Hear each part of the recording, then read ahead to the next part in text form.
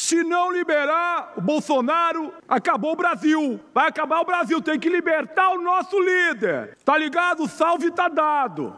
É esse tipo de político que tem a bandeira dos Estados Unidos como a sua bandeira, capacho dos Estados Unidos, é com essa linguagem delinquente, é com essa linguagem criminosa que a família Bolsonaro tenta fazer com que o Brasil se ajoelhe perante os Estados Unidos para que o Bolsonaro e todos os seus apoiadores mais próximos que organizaram um golpe de Estado sejam libertados. E mais, Trump colocando uma taxa de 50% sobre as exportações brasileiras, exige que o governo brasileiro, ou seja, o executivo, interfira no judiciário para que o Bolsonaro não seja condenado, não seja preso. Quer dizer, exige que exista uma intervenção do executivo em outro poder, o que é típico de uma ditadura. E quem está articulando isso é Eduardo Bolsonaro, seguindo os comandos do Jair Bolsonaro e aplaudido pelo Tarcísio de Freitas. No dia em que nós tínhamos pescados que estavam parados dentro de containers, 58 containers de pescado, Bolsonaro, no dia que o Trump baixou a taxa de 50% sobre as exportações, foi comer um churrasco com o Tarcísio de Freitas, para eles comemorarem, porque o Brasil estava sendo atacado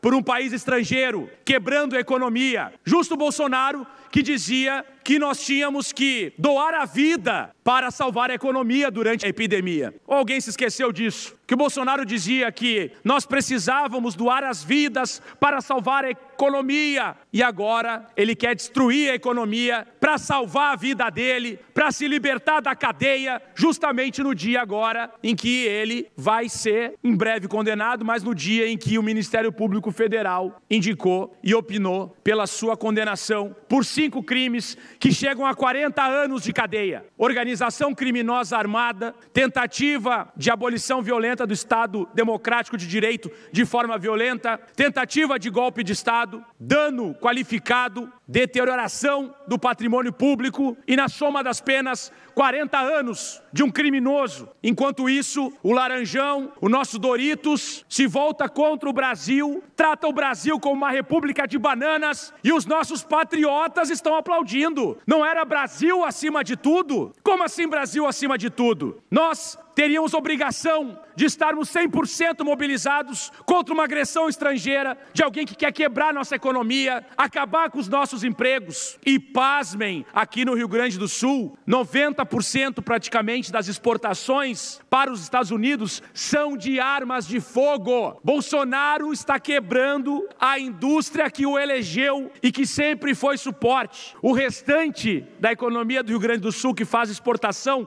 para os Estados Unidos é do agronegócio. Justamente os tratores que estavam trancando estradas após a derrota no segundo turno. Eu quero saber o que vai falar a Fiesp, eu quero saber o que vai falar a Fiergues, eu quero saber o que vai falar a Federasul, porque não é possível que a gente possa assimilar uma situação dessas, uma atitude de sequestrador, que é a que a família Bolsonaro e a extrema-direita fascista estão fazendo com o nosso país. É típico de sequestrador, é coisa de gente criminosa, de Orcrim, organização criminosa. E a economia foi colocada contra a parede com uma arma na cabeça e aí eles vão atirar. Mas felizmente nós não temos um presidente capacho, porque tudo que o Trump quer e os Estados Unidos querem é favorecer os Estados Unidos. Mas para isso no Brasil eles precisam de um capacho, eles precisam de um Bolsonaro, eles precisam de um Tarcísio, eles precisam de um Caiado, bando de capacho, um Zema, porque esses entregam de graça ao Brasil. Esses aí, se favorecer o bolsinho deles e eles tiverem a possibilidade de visitar a Disney de vez em quando, tá tudo certo. Agora que se dane o brasileiro. Se o brasileiro ficar desempregado, se a economia quebrar, se a indústria quebrar, eles chegaram ao absurdo de pedir para as indústrias